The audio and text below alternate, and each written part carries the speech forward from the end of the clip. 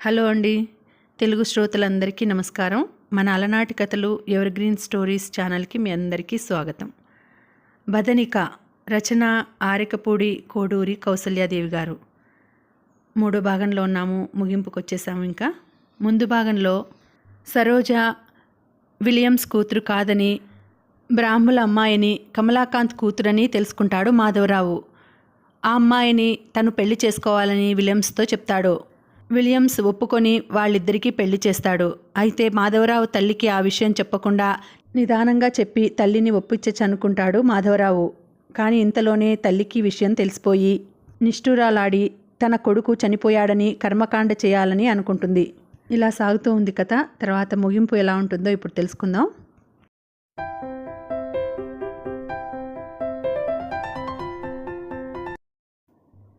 తల్లి కొడుకులు స్వర్ణమంజరికి మాధవరావుకు పూర్తిగా సంబంధాలు తెగిపోయాయి.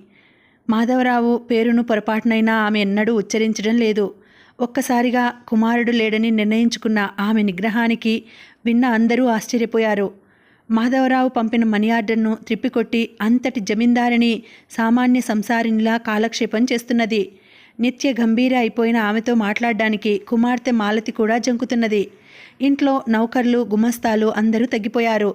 తల్లి, కుమార్తె, ఒక్క నౌకరు మాత్రం మిగిలిన ఆ భవనం పూర్వపు సందడి సంబరాలతో కలకలలను కోల్పోయి ఇప్పుడు నిర్జీవంగా, నిర్జనంగా భయంకర నిశ్శబ్దం తాండవిస్తూ ఉన్నది. విషయాలన్నీ ఎప్పటికప్పుడు తెలుసుకుంటున్న సరోజ, మాధవులు నిస్సహాయంగా నిట్టూర్చడం మినహా ఏమీ చేయలేకపోతున్నారు. ఆ ఒక్క విచారం మినహా వారికి మరో లోపము, విచారము లేదు. వారి వైవాహిక జీవితం అతి ఆనందంగా సాగిపోతున్నది. ఒకరోజున ఆఫీస్ నుండి వచ్చిన భర్తను మన వారి విశేషాలేమైనా విన్నారా అని ప్రశ్నించింది సరోజ. నవ్వుతూ ఉన్న మాధవరావు ముఖం ఒక్కసారిగా జేవురించింది. వాళ్ల గొడవ లేకుండా బ్రతకలేకుండా ఉన్నావేం నువ్వు అన్నాడు. సరోజతో అంత ఆగ్రహంగా మాట్లాడడం అదే మొదటిసారి. కానీ మౌనంగా ఊరుకున్న ఆమెను చూసి కోపమంతా అప్పటికప్పుడే తగ్గిపోయింది. అది కాదు సరు, మన పేరెత్తితేనే పంచపాపాలు అంటుకుంటాయన్నట్లు ఆవిడ ప్రవర్తిస్తుంటే నువ్వు వాళ్ల కోసం ప్రాకులాడతావేమిటి? నా లోటేముంది? ఆవిడ అసహించుకుంటున్నా బ్రతిమలాడి అర్థమయ్యేటట్లు చెప్పేందుకు ప్రయత్నించాను. వినిపించుకోకుండా తరిమేసింది. మనీ ఆర్డర్ను నీచంగా త్రిప్పికొట్టింది. బ్రతికి ఉన్న కొడుకుకు చేతులా శ్రాద్ధకర్మ చేయించింది. ఇన్ని చేసినా సహించడానికి నేనేం మహారుషినా? పసిపిల్లాడిలా అడిగాడు. మనకు పట్టుదలలుంటే ఉండుగాక, మధ్యన అమాయకురాలు బలి అయిపోతుంటే చూస్తూ ఊరుకోగలమా అంటే కంగారు పడ్డాడు మాధవరావు. మీ ఇంట్లో ముసలి నౌకరు రామన్నట, వచ్చి వెళ్ళిపోయాడు. మీ అమ్మగారికి తెలియకుండా మాలతి రహస్యంగా పంపించిందట. ఎందుకు? ఏం చెప్పాడు? త్వరగా చెప్పు రోజా. మాలతికి వివాహం నిశ్చయించారట మీ అమ్మగారు. వాళ్ళెవరో ఒకప్పుడు బాగా బ్రతికినా ప్రస్తుతం అన్ని విధాలా హీనదశలో ఉన్నారట. అది కాక చెప్పలేకపోయింది సరోజ. ఆపేశావేం? చెప్పు రోజా, బాధగా అన్నది సరోజ. చెప్పడానికి నోరు రావడం లేదు. పెళ్లి కుమారుడికి క్షయరోగమట, కులగౌరవాలున్నాయి చాలు అంటున్నారట మీ అమ్మగారు. ఏమిటి? గావుకేక పెట్టాడు మాధవ్. మాలతిపై అతడికి గల వాత్సల్యాభిమానాలు, అనురాగాలు మాటలతో వర్ణించడం కష్టం. తనపై గల కోపమంతా ఆ అమాయకురాలపై ప్రదర్శిస్తోందా తల్లి? ఏం చెయ్యను? నన్నా ఇంట్లో అడుగైనా మోపనీయదే అమ్మా అన్నాడు బాధగా. తీవ్రంగా ఆలోచించి ఆ రోజునే భార్య సలహాపై ఉత్తరం రాశాడు తల్లికి. అమ్మా, నీ పాద పద్మాలకు వందన శతకములు. నీవు చీదరించుకుంటున్న ఈ లేఖ వ్రాస్తున్నందుకు మన్నించాలి. నీ మనోనిగ్రహం కొనియాడతగినది. కానీ నేను నీ వలె గుండె రాయి చేసుకోలేకపోతున్నాను. నీ దృష్టిలో తప్పు చేసినది నేను. ఫలితంగా నన్ను మృతులైన వారిలో జమకట్టావు. కులంలో నీకు వెలి లేకుండా ఉన్నావు. బాగానే ఉన్నది కదా. అంతలో ఆగక మాలతి జీవితాన్ని ధ్వంసం చేయడం ఎందుకమ్మా?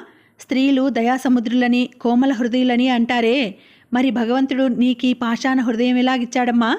కానీ పెంచిన, ప్రేమించిన సంతానాన్ని చేతులారా అష్ట కష్టాల్లోకి దింపడానికి నీకు మనసెలా ఒప్పుతోందమ్మా? నీ బరువు దింపుకోవడానికి చూస్తున్నావు కానీ మాలతి సౌఖ్యం గురించి ఆలోచించడం లేదు. కలకాలం సుఖింపవలసిన మాలతి జీవితాన్ని నీ చేతితో నీవు నలిపివేయకు. మాలతిని నీకంటే, నాన్నగారి కంటే నేనెక్కువగా ప్రేమిస్తున్నాను. నా జీవితం కంటే మాలతి సౌఖ్యం ఎక్కువగా భావించాను. నా వివాహ సందర్భంలో ఆ విషయం గురించి నేను చాలా ఆలోచించిన మీదటే ఒక నిశ్చయానికి వచ్చాను. అది మాలతికి ఏ విధంగానూ బాధాకరం కాదనే నిర్ధారణకు వచ్చిన తర్వాతనే పెళ్లి చేసుకున్నాను. నాతో సమానంగా రక్తమాంసాలు పంచుకు పుట్టిన చెల్లిని ఏనాటికైనా ఒక యోగ్యుడి చేతిలో పెట్టి సంతృప్తి పడదామనుకున్నాను. ఇందుకు భగవన్ నిర్ణయం ఎలా ఉన్నదో కానీ ముందు నీ నిర్ణయమే అనుకూలంగా లేదు. అమ్మా, నోరారా అమ్మా అని పిలవడానికి కూడా లేకుండా చేశావు నన్ను. అహోరాత్రాలు ఇదే బాధ వేస్తోంది నన్ను. ఒక్కసారి ఆవేశాగ్రహాలను దూరంగా నెట్టి ఆలోచించి చూడు. నేను చేసిన పనిలో దోషమేమీ లేదమ్మా. దోషమున్న మాతృదేవతవు నీవే క్షమించకపోతే ఈ విశాల ప్రపంచంలో ఇంకెవరు క్షమిస్తారు? మూర్ఖపు పట్టుదలలతో అర్ధరహిత ఆచారాలతో ఉండే ఆ ఛాందసుల మధ్య ఆ పల్లెటూళ్ళలో ఉండి అదే ప్రపంచం అనుకుంటూ నీ స్వంత ఆలోచనా శక్తిని కోల్పోకమ్మా. ఎప్పటికైనా నిన్ను సంతోషపరిచేది నీ ఈ ప్రియ సంతానమే కానీ ఆ ఛాందసులు, కులము, సమాజము కాదు. వారు అలా హేళన చేసే నామమాత్రులే. నాకు ప్రియమైన జీవితం అక్కడ కొన్ని దశాబ్దాలు గడిచిన మాట నిజమే. కానీ ఇప్పుడు నీకు ప్రియమైన మనుషులు కొందరు పోయారు, కొందరు మరొక చోట ఉన్నారు. నీ ఆప్తులెక్కడ ఉంటే అక్కడుండడంలోనే తృప్తి, సౌఖ్యం ఉన్నాయి. కానీ నేను పుట్టి పెరిగిన గడ్డ, కాపురం చేసిన ఇల్లు అని పట్టుకు వేలాడితే లాభం లేదు. ఆ వెలిలు, మూర్ఖాచారాలు ఆ పల్లెటూళ్ళలోనే కానీ ఈ పట్టణాలలో ఉండవు. నన్ను క్షమించి నీవు, మాలతి కూడా ఇక్కడికి వచ్చేస్తే మాలతి బాధ్యత నా పైన వేసుకుంటాను. నిన్ను నీ కొడుకు, కోడలు నెత్తిన పెట్టుకు పూజిస్తారు. ఈ నాగరిక పట్టణాలలో మన గౌరవానికి ఏమీ భంగం వాటిల్లదు. నీవు తెలివైన దానివని ప్రశంసించుతుండగా నాన్నగారి నోటి వెంబడి అనేకసార్లు విన్నాను. బంధువర్గంలో అనేకులు అనుకోగా విన్నాను. ఆ తెలివిని ఇప్పుడు కూడా ఉపయోగించమ్మా. నీవు బాధపడకు, మమ్మల్ని బాధించకు. మాలతిని క్షయరోగికిచ్చి పెళ్లి చేయడం కంటే కాళ్ళు చేతులు కట్టి నడి సముద్రంలో విసరడం శ్రేయస్కరం. తెలివి తక్కువ, అందం తక్కువ, ఐశ్వర్యం తక్కువ, ఏం తక్కువైందని ఆ అమాయకురాలికి అంత ఆపద? అందంగా తీర్చిదిద్ది వ్యయ ప్రయాసల కోర్చి కట్టిన భవనాన్ని చేతులారా నిమిషంలో కూల్చడానికి కష్టించి శ్రమించి చేసిన రమ్యమైన రచనలను చేజేతులా తగులబెట్టడానికి నీవు చేయబోతున్న పనికి తేడా లేదు. అమ్మా అని పిలిచి ఆనందించే అదృష్టానికి నన్ను దూరం చేయకమ్మా. మాతృప్రేమ తొణికిసలాడే బాబు అనే నీ పిలుపును మళ్ళీ నేను వీణుల విందుగా వినేటట్లు చెయ్యి. ఆప్యాయంగా అన్నయ్య అని పిలిచే ఆడబిడ్డను నా ఇంట్లో నడయాడనియ్యి. నీ చేతులతోనే నా సంసారంలో సుఖశాంతులు నెలకొల్పు. నీవు సర్వజ్ఞురాలవు. నీకు చెప్పేంత వాడను కాను కానీ చెప్తున్నాను. మానవునికి ప్రపంచంలో ఏ వస్తువు, ఏ సంఘటన ఇవ్వలేని బలం, ఆనందం ప్రసాదించగల శక్తి ఒక తల్లి ఆశీర్వాదంలో మాత్రమే ఉన్నది. ఇది మనస్సున నిలిపి ఆలోచించమ్మా. నీ దయాభిక్షను అర్థించుతున్న కుమారుడు మాధవ్. భార్య సరోజ సలహాపై రాశాడే కానీ ఫలితం కనిపిస్తుందని అతడు అనుకోలేదు. జవాబుకైనా ఆశించలేదు. కానీ అతడు పొరబడ్డాడు. తిరుగు టపాలోనే జవాబు వచ్చింది. ఉత్తమశీలుడు నా కుమారుడు చనిపోయినాడు. ప్రస్తుతం బ్రతికి ఉన్నవాడు వాని పేరుతో చలామణి అవుతున్న కపటి మాత్రమే. ఈ నీచుడు స్వర్ణమంజరీదేవికి పుత్రుడు అనిపించుకునే అర్హత లేనివాడు. అటువంటి పరాయివాణి నుండి నేనెటువంటి సహాయం కానీ సలహా కానీ కోరను. మానధనులు కుక్కముట్టిన కుండలోని పరమాన్నానికి లోభత్వం చూపరు. నిర్దిష్ట కులమతాలు లేనిదానితో కాపురం చేస్తున్న వాడి తోబుట్టువును అన్ని వైభవాలు, హంగులు కలవాడెవడు చేసుకుంటాడు? ప్రపంచంలో అందరూ విశాల హృదయులే ఉంటారా? అదృష్టహీనకు ఎవడో ఒకడు సాటి కులస్థుడు, గౌరవనీయుడు అయిన వానితో వివాహమై కన్నెచెర వదలడమే అదృష్టం. శుష్కప్రియాలు కట్టిపెట్టి ఎవరి సంగతి వారు చూసుకోవడం మంచిది.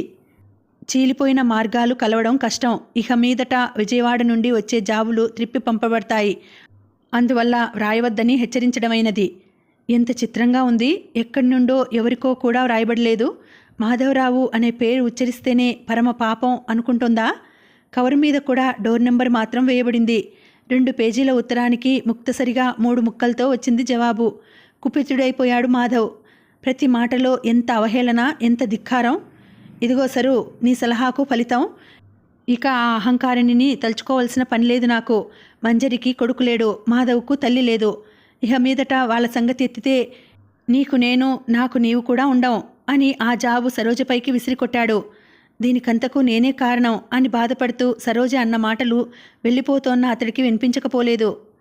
కాలపురుషుని లీలలకు ఎక్కడ పన్నీరు కురిసినా, ఎక్కడ కన్నీరు ప్రవహించినా, ఎవ్వరేమైనా కాలచక్ర భ్రమణం మాత్రం నిలవదు. ఋతుచక్రం ఒక్కసారి తిరిగి వచ్చేసరికి ఎల్లెడలా చాలా మార్పులు జరిగాయి. మాలతి వివాహం తల్లిచే నిశ్చయించబడిన రోగిష్టితోనే జరిగిపోయింది. దిక్కుమాలిన దానికి జరిగినట్లుగా జ్ఞాతి ఎవరో కన్యాదానం చేశాడు. అంత విప్లవ పంతాలో ఆలోచించే మాలతి చేసేది లేక పరిస్థితులకు తల ఒగ్గి మూగజంతువు మాదిరిగా వెళ్ళిపోయింది అత్తవారింటికి. ఆమె అంతరంగంలో ఎటువంటి ఆలోచనలు రేగుతున్నాయో, ఎన్ని అగ్నిపర్వతాలు బ్రద్దలవుతున్నాయో, ఎటువంటి పెను తుఫానులు వీస్తున్నాయో ఆమెకే తెలియాలి. ఆ ఇంటిలో ఒంటరి జీవితం ప్రారంభమైంది స్వర్ణమంజరికి. ఉన్నావా లేదా, తిన్నావా లేదా అని అడిగే దిక్కు లేదు. అయినా ఆమె అభిప్రాయాలు మారలేదు. మాధవరావు వైవాహిక జీవితంలో ప్రథమ ఘట్టం దాటింది. అతడిప్పుడు తండ్రి అయ్యాడు. ముద్దు మురిపాలతో తల్లిదండ్రులకు ప్రపంచాన్నే మరుపు తెప్పిస్తున్నాడు ఆ 3 నెలల పసిపాప శిరీష్. ఆ రోజు మాధవరావు కుమారుడు శిరీష్కు అన్నప్రాసన మహోత్సవం అతి వైభవంగా జరిగింది. స్నేహితులందరికీ పెద్ద ఎత్తున విందు జరిగింది. అతిథులందరినీ సాగనంపి అనంతరం సాయంకాలం తీరికగా కూర్చొని ఆనాటి టపా చూసుకుంటున్నాడు మాధవరావు. రాలేకపోయిన స్నేహితులు పంపిన అభినందనలు కొన్ని, శుభాశిష్యులతో విలియమ్స్ పంపిన కానుకల పార్సెల్ ఒకటి. కానీ ఒక కవరు మీద వ్రాత చూస్తూనే భయ సంభ్రమాశ్చర్యాలతో కలవరిపడిపోయాడు మాధవ్. అది మాలతి దస్తూరి. ఆత్రంతో విప్పి చదివాడు. అన్నయ్య, నమస్కారములు. నీకు ఈ చేతులతో జాబు రాసి చాలా కాలమైంది. అమ్మ క్షేమంగానే ఉన్నది. నీవు, వదిన, చిరంజీవి అంతా కులాసాగా ఆనందంగా ఉన్నట్లు తలుస్తాను. ఈ ఉత్తరం అమ్మకు తెలియకుండా వ్రాస్తున్నాను. అమ్మ చాలా మారిపోయింది. ఇంటి గొడవేమీ పట్టించుకోవడం లేదు. నిత్యం భారత భాగవతంతోనే కాలం వెలబుచ్చుతోంది. నాతోనైనా అంతగా మాట్లాడడం లేదు. పొరపాటునైనా నీ పేరెత్తడం లేదు. అవధులు దాటిపోయిన ఆమె ఆగ్రహ విచారాలు వైరాగ్యంగా రూపాంతరం చెందాయనుకుంటాను. ఇక నా సంగతి ఏం వ్రాయను, ఎలా వ్రాయను, ఎందుకు పుట్టానో, ఎందుకు బ్రతుకుతున్నానో అర్థం కావడం లేదు. ఈ సమయంలో నీ వంటి ఉదారుడైన అన్నగారైనా చెంత ఉంటే నా మనసుకు కొంత శాంతి లభించునేమో. నా వెర్రి కానీ నీ అండ ఉంటే నా జీవితం ఇలాగెందుకు తగలడుతుంది? అర్థమవుతోందా అన్నయ్య? ఇంతకంటే విపులంగా వ్రాసేందుకు నాకు చేతులు రావడం లేదు. ఎవరినైతే నీవు నా చెల్లెలు శ్రీలక్ష్మి అంటూ ఆనందించేవాడివో, ఏ చెల్లెలి జీవితాన్ని స్వర్ణధామం చేద్దామనుకున్నావో ఆమెయే నేడు కళావిహీన వదనంతో పుట్టిల్లు చేరుకున్నది. ఇవన్నీ నా చేతులతో నేనే వ్రాయవలసి వచ్చింది. ఎంత పాపిష్టురాలనో! ఈ విషయాలన్నీ వింటే నీ మనసు బాధపడుతుందని వ్రాసే ముందు చాలా శంకించాను. కానీ వ్రాయకుండా ఉండలేకపోయాను. తండ్రిగారి తర్వాత తండ్రి అంత వాడవు. నా బాధ నీకు కాక మరెవరికి చెప్పుకోను? పోనీలే, నా గోడు ఎంతని వ్రాయను? ఇహ ఆ సంగతి వదిలేద్దాం. నీ నుండి తిరుగుజాబు అందుకునే అదృష్టం కూడా లేదు కదా. ఎప్పటికైనా అమ్మ మనసులో మార్పు కలుగుతుందని ఆశిస్తున్నాను. చిరంజీవికి ఆశీర్వాదాలు. వదిన, మీకు నమస్కారాలు. మాలతి. నిలువెల్లా కంపించిపోయాడు మాధవ్. అనుకున్నదంతా అయిపోయిందమ్మా. భలైపోయావు చెల్లి అని అరుస్తూ కుప్పకూలిపోయాడు. ఆ కేక విని పరుగున వచ్చిన సరోజకు ఆ ఉత్తరం చదివాక నోట మాట రాలేదు. ఆమె మనసులోని వేదన కన్నీటితో ప్రతిబింబించింది. కిన్నురాలై నిలబడిన ఆమె చాలాసేపటికి శిరీష్ ఏడుపు విని లోపలికి వెళ్ళిపోయింది. బిడ్డను సముదాయించుకొని నిద్రపుచ్చి వచ్చేసరికి భర్త అక్కడలేడు. డాబా మీద 2 చేతులతోనూ తల పట్టుకొని పిచ్చిగా చూస్తూ కూర్చున్నాడు మాధవ్. సరోజ అతడి దగ్గరగా వెళ్ళి, పాపం 20 ఏండ్లకే వైధవ్యం, ఎంత బాధపడుతున్నదో అంది జాలిగా, బాధగా. మాధవ్ మాట్లాడలేదు, కన్నెత్తి చూడలేదు. ఇంకా మీ అమ్మగారి పట్టుదల పోనట్లుందే అన్నది తిరిగి. ష్! నన్ను తిరిగి కొంతసేపు వదిలిపెట్టి వెళ్ళి నీ పనేదో నువ్వు చూసుకో అన్నాడు విసుగ్గా. సరోజ మనస్సు చివుక్కుమంది అతడి నిరసనకు. తల వాల్చుకు మెల్లమెల్లగా మెట్టు దిగి వెళ్ళిపోయింది. ఎంతటి చికాకులోనైనా తనను ఏమాత్రం విసుక్కొనకుండా ప్రాణసమంగా పెంచిన వినోలియా విలియమ్స్లు తలుపునకు వచ్చి కళ్ళల్లో నీరు నిలిచింది. చీకటిపడి చలి బాగా వీచసాగింది. అయినా మాధవరావు డాబా దిగి రాలేదు. సరోజ జంకుతూ పైకి వెళ్ళి భోజనానికి రండి అన్నది. మారు మాట్లాడకుండా ఆమె వెంట వచ్చాడు మాధవ్. భోజనం ముందు కూర్చున్నాడే కానీ ఏం తింటున్నాడో అతనికే తెలీదు. అటూ ఇటూ కెలికి లేచి వెళ్ళిపోయాడు. ఏమి మాట్లాడడానికి సరోజ సాహసించలేకపోయింది. సంతోషంగా ప్రారంభమైన ఆ రోజు అలా విచారంగా ముగిసింది. మరునాటి ఉదయం వంటగదిలో ఉన్న సరోజ శిరీష్ ఏడుపు విని కూడా అలవాటు ప్రకారం వెళ్లకుండా ఊరుకుంది. ప్రతిదినం వాడలా లేచి ఏడవడం, మాధవరావు వాడిని ఎత్తుకు తీసుకువచ్చి భార్యకివ్వడం మామూలే. కానీ ఇవాళ అలా జరగలేదు. అంతకంతకు ఏడుపు తారాస్థాయిని అందుకోవడం గమనించింది సరోజ. చేతిలో పని వదిలి వెళ్ళింది. శిరీష్ను చేతుల్లోనికి తీసుకుని భర్త ఏం చేస్తున్నాడో చూద్దామని వీధి గదిలోకి వెళ్ళింది. అతడు తీరికగా వీధి గదిలో కూర్చొని వాసాలు లెక్కపెడుతున్నాడు. సరోజ శిరీష్ను అందివ్వబోతే వద్దు అన్నాడు ముక్తసరిగా. మరి వంట పని అన్నది సరోజ. అయినంతవరకే చెయ్యి అని జోళ్లు తొడుక్కొని బయటకు వెళ్ళిపోయాడు. సరోజ కళ్ళల్లో గిర్రున నీళ్లు తిరిగాయి. ఏమీ అంతుపట్టలేదు. అతనికి తనపై అంతరాంతరాలలో ఏమైనా కోపమో లేక మనశ్శాంతి లేని తాత్కాలికోద్రేకమో ఏమీ తేల్చుకోలేకపోయింది. శిరీష్ ఏడుస్తున్నా సముదాయించుకోకుండా వంట పని అయిందనిపించింది. మాధవ్ ఆఫీస్ టైంకు వచ్చి భోంచేసి వెళ్ళిపోయాడు. భార్యను పలకరించలేదు, బిడ్డను ముద్దులాడలేదు. అతడి ప్రవర్తన సరోజకు భయం కలిగించింది. ఏం చేసిందని తనపై భర్తకంత కోపం? ఇటువంటి చంచల హృదయుడు తననెందుకంత సాహసంగా వివాహమాడాలి? తానెందుకీ విదిలింపులు అదిలింపులు సహించాలి? మనస్సులో ఘర్షణ ప్రారంభమైంది. వీడ్కోలు సమయాన విలియమ్స్ ఇచ్చిన సందేశం తలుపునకు వచ్చింది. అమ్మా, నిన్ను హిందూ మతానుగుణ్యంగానే పెంచి పెద్ద చేశాను. మీ మతస్థులకు పాతివ్రత్యమే తారక మంత్రం. విద్యావతినని విర్రవీగకు. ఎల్లప్పుడూ స్త్రీగా, భార్యగా, కోడలిగా, తల్లిగా నీ ధర్మం నెరవేర్చడానికే ప్రయత్నించు. నన్ను మర్చిపో. నేను మరణించేలోగా ఒకసారి వచ్చి నీ సంసారం చూస్తాలే. ఆ బోధలు చెవులలో ప్రతిధ్వనించుతున్న కొలది అశ్రుప్రవాహం అధికమైంది. భోజనం చేయాలనే ధ్యాసే లేకపోయింది. సాయంకాలం మాధవరావు దుమదుమలాడుతూ వచ్చి దుస్తులనైనా మార్చకుండా మేడ మీదకు వెళ్ళిపోయాడు. ప్రతిరోజు రాగానే కుమారుని ఎత్తుకు ముద్దాడేవాడు. చల్లగాలిలో భార్యాపుత్రులతో కలిసి షికారుకో సినిమాకో వెళ్ళేవాడు. ఏమిటి మార్పు అనుకుని బరువుగా నిట్టూర్చుతూ తాను పైకి వెళ్ళింది సరోజ. డాబా మూలన తల 2 చేతుల్లోనూ వాల్చుకుని కళ్ళు మూసుకొని కూర్చున్న భర్తను చూసి నీరైపోయింది. అదే కూర్చోవడం, అదే ఆలోచన. ఏమిటి ఆలోచన? ఇలాగే ఊరుకుంటే పిచ్చెక్కిపోతాడేమో. సాహసించి అతడికి చేరువుగా వెళ్ళింది.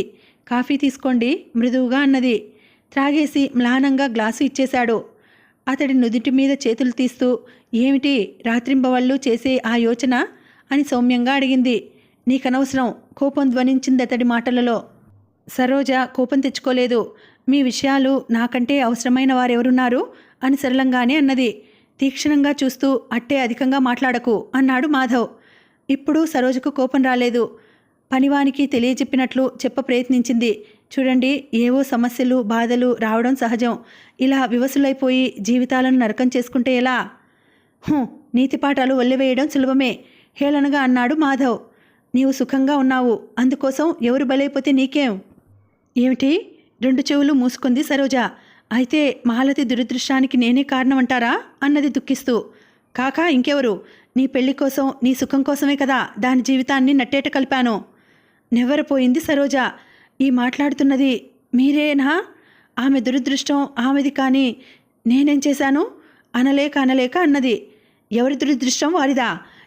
ఎంత తేలికగా అనేశావు. తోబుట్టువులు వాళ్ళ సుఖ సంతోషాలు బాధలు ఎలా ఉంటాయో నీకేం తెలుసు? మృదు హృదయానికి దెబ్బ ఎక్కడ తగలాలో అక్కడే తగిలింది.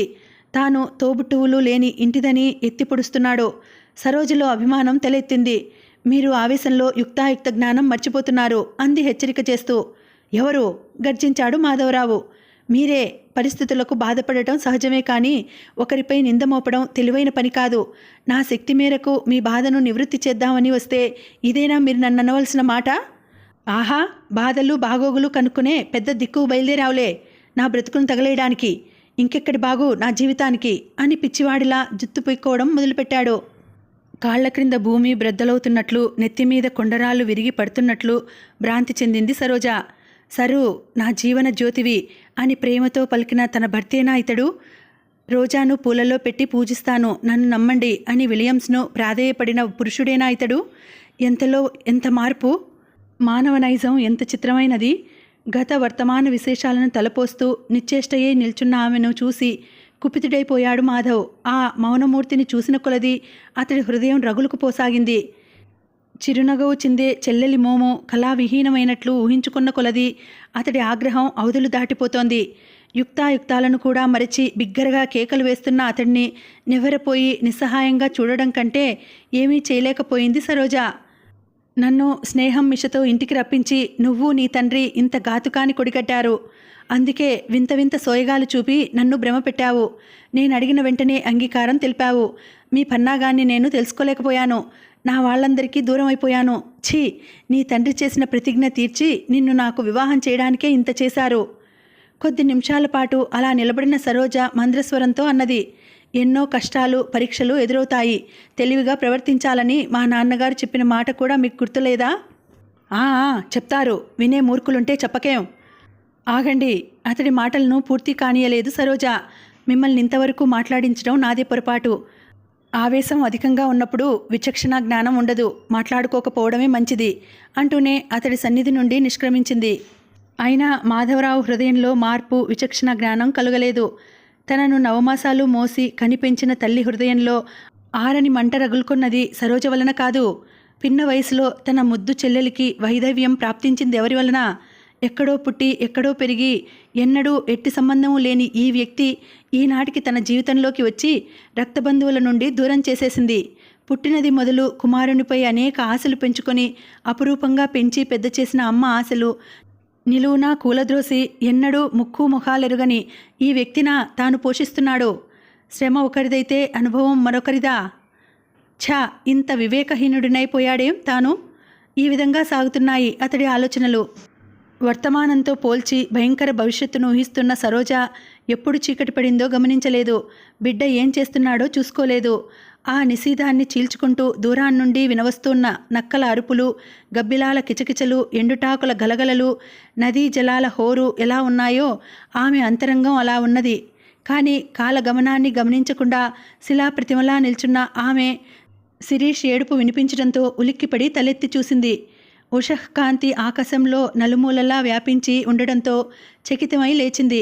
నిద్రలేమితో మలినమై ఉన్న ముఖాన్ని తుడుచుకుంటూ వేగంగా పడకగదిలోకి వెళ్ళింది. శిరీష్ ప్రక్క మీద నుంచి దొర్లిపోయాడు కాబోలు. క్రిందపడి పెద్ద పెట్టున ఏడుస్తున్నాడు. అక్కడే మరొక మంచం మీద పడుకుని ఉన్న మాధవరావు కళ్ళు ఒప్పగించి చూస్తున్నాడు. ఆ దృశ్యం చూసిన సరోజ మాతృహృదయం తల్లడిల్లిపోయింది. కోపం పెల్లుబికింది. కుమారుని లేవదీసి సవరించుకుంటూ భర్త వైపు తీక్షణంగా చూసింది.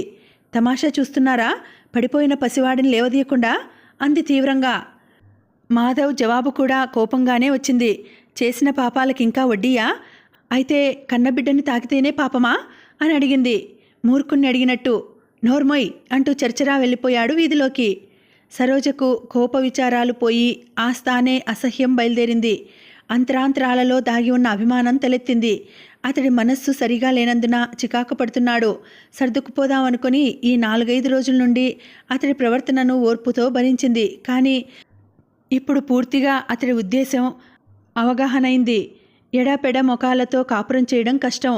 భర్తకు తనపై గల ప్రేమంతా హారతి కర్పూరంలా హరించిపోయింది. తాను చేయని తప్పులకు సూటిపోటి మాటలతో శిక్ష వేస్తున్నాడు. ఆ పసిముఖం తన ముఖం చూడడానికే బాధపడుతున్నాడు. ఇహ ఎందుకు ఈ ఇంట్లో ఉండడం? కర్తవ్యం ఆలోచించుతూ అక్కడే నిలబడిపోయింది. ఏడుస్తున్న కుమారుని కూడా సముదాయించుకోకుండా. 10 గంటలకు మాధవ్ వచ్చాడు. సరోజ అతన్ని కన్నెత్తి కూడా చూడలేదు. కొంతసేపు తన గదిలో కూర్చుని తర్వాత తనంత తానే ఈవలకు వచ్చి వంటగదిలోకి వెళ్ళాడు భోజనానికి. కానీ ఎవరు వండి వార్చి ఉంచారక్కడా? కోపంగా వచ్చేస్తూ ఒక్క క్షణం ఆగి సరోజ ముఖంలోకి చూశాడు తీక్షణంగా. ఆమె నిర్లక్ష్యంగా ముఖం ప్రక్కకు తిప్పుకుంది. ఆ పరిస్థితులను అర్థం చేసుకోలేని అమాయకుడు శిరీష్ కేరంతలు కొడుతూ తండ్రి వైపు చేతులు చాచాడు ఎత్తుకోమని. చికాకు పడుతూ మనస్సులోని కోపమంతా కాలిబూట్ల చప్పుల్లో ధ్వనింపచేస్తూ వెళ్ళిపోయాడు మాధవరావు.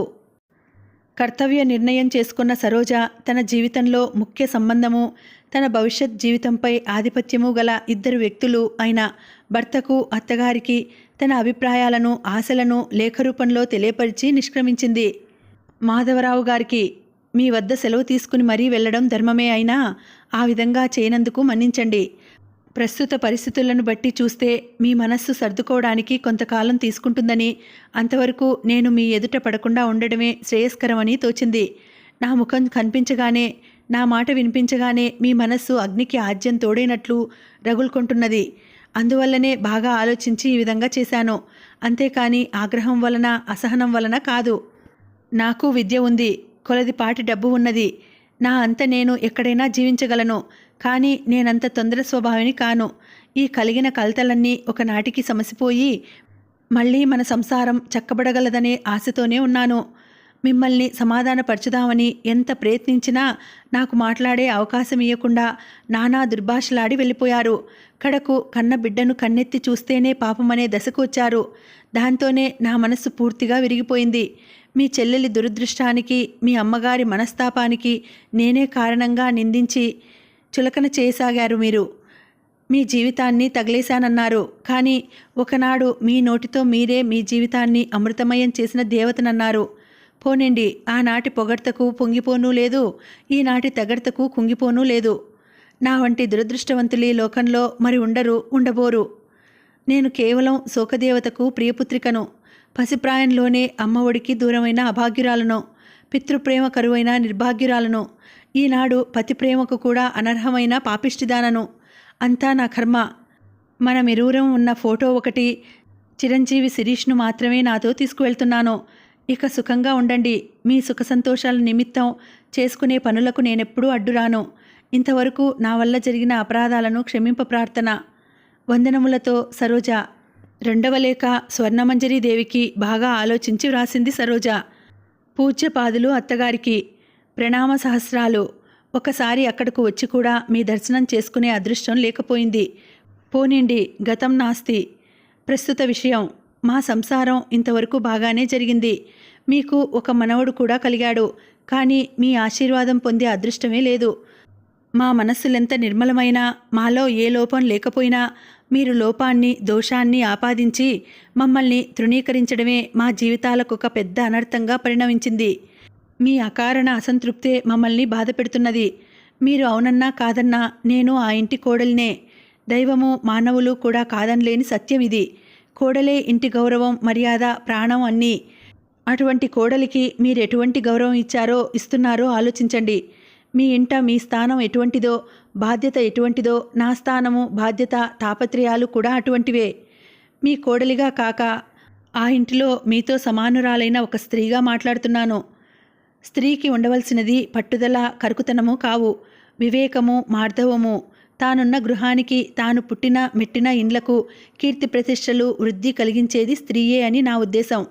మీ అర్థరహితమైన పట్టుదలతో, మూఢనమ్మకాలతో మన వంశమే నశించిపోగల అవకాశమున్నది. ఇంత తెలివైన మీరు ఈ భయంకర సత్యాన్ని గుర్తించలేదా? ఇది లోకం. 10 మంది 10 రకాలుగా అనుకోవడం సహజం. కానీ 10గురు అనుకోవడం మనకు ప్రధానం కాదు. అంతఃశుద్ధి అదే ప్రధానం. ఆత్మ వివేకాన్ని కోల్పోరాదు. నేను కేవలం అన్యమతస్థుల వద్ద పెరిగిన కారణంగా స్వకులమే అయినా మీ కోడలిగా గుర్తింప నిరాకరించారు. కానీ ఈ నిర్దిష్ట కులమతాలతో చలామణి అవుతున్న వారిలో ఎందరు స్వచ్ఛమైన వారంటారు? స్వయంవరాలు, అన్య కులమతాలతో వివాహాలు అనాది నుండి వస్తున్నవే. వాటిని చూసి ఈనాడు పెద్దలు క్రొత్తగా ఎందుకు జంకిపోతారు? రుక్మిణీ కళ్యాణం, దమయంతి స్వయంవరం, పార్వతీదేవి పరిణయము చదివి తన్మయముంది తలదాల్చే మీరు నేటి సక్రమ స్వయంవరాలను హర్షించలేరు కదూ. రామాయణాన్ని తలదాల్చి పూజించే మీకు ఆ రచయిత వాల్మీకి పూర్వాశ్రమం ఏమిటో తెలియదా? మహాభారతం ఆమూలాగ్రంగా చదివిన మీకు వ్యాసుని జననగాథ, కౌరవ పాండవుల పూర్వాపర చరిత్రలు బాగా తెలిసే ఉంటాయి. అరణ్య పర్వంలో కసాయివాడైన ధర్మ వ్యాధుని వద్ద తాపసోత్తముడైన కౌశికుడు బ్రాహ్మణ లక్షణాలేమిటో నేర్చుకుని వస్తాడు. మరి మీరు పట్టుకు ప్రాకులాడుతున్న మన పురాణేతిహాసాలు, వాటి పుట్టు పూర్వోత్తరాలు ఇలా ఉంటే మీరు కంకణం కట్టుకు కాపాడుతున్న కులమతాలకు నిలకడ, నిర్దిష్టత ఎక్కడా? బదనిక పూసిన అందమైన పూలను చూసి మురుస్తారు. కానీ మూలాధారం లేని ఆ బదనిక తాను వాలిన ప్రతి చెట్టును ఉపేక్ష చేస్తే ఎలా ధ్వంసం చేసి వదిలిపెడుతుందో బహు కొద్ది మందికి మాత్రమే తెలుసు. మూర్ఖాచార పరాయణులు పట్టుకు వ్రేలాడుతున్న ఈ కులమతాలు అంతే, మూలం లేని బదనికలు. ఇటువంటి వివాహాలు విషాదాంతమే అవుతాయని, అవ్వాలని భావించే నిరాశావాదిని కాను నేను. అందుకే మీలోనూ మీ కుమారునిలోనూ మార్పుకై ఆశతో నిరీక్షిస్తున్నాను. ఎప్పటికైనా ఈ దూరాలు తొలగిపోయి మీ ఆదరం బడేయగలనని, ఆ గృహంలో నా స్థానాన్ని నేను పొందగలనని గట్టి నమ్మకంతో ఉన్నాను. సాహసాన లేఖ వ్రాసినందుకు మన్నించగలరు. వందనములతో సరోజ. సరోజ వ్రాసిన ఆ ఉత్తరాన్ని చింపి పారివేయాలనిపించినా ఎందువల్లనో అలా చేయలేకపోయింది స్వర్ణమంజరీదేవి. పిల్ల మహా విద్వాంసురాలల్లే ఉంది అనుకుంది లోలోన. ఉత్తరం పూర్తిగా చదివాక ఆమె అంతరంగంలో ఏ మూలనో నూతన జిజ్ఞాసకు అంకురార్పణం జరగలేదనడం అబద్ధమే అవుతుంది.